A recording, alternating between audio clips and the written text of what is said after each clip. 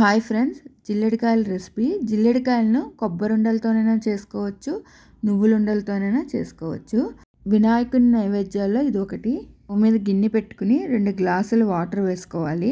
కొంచెం నెయ్యి కూడా వేసుకుని నీళ్ళు బాగా మరిగాక 1 గ్లాస్ వరిపిండిని వేసుకుని బాగా కలుపుకోవాలి. స్టవ్ ఆఫ్ చేసి ఇంకొంచెం నెయ్యి వేసి పిండిని దగ్గరికి ముద్దలా చేసుకోవాలి.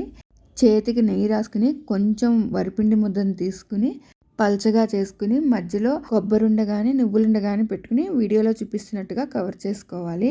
బయట మార్కెట్లో కానీ ఆన్లైన్లో కానీ జిల్లేడికాయ మేకర్లు కూడా దొరుకుతున్నాయి.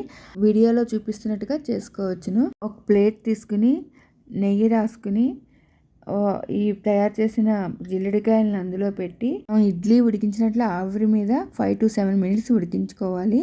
వీటిని చల్లారాక వేరే ప్లేట్లో తీసుకుంటే విరగకుండా వస్తాయి. రెసిపీ నచ్చితే ట్రై చేయండి. Thank you.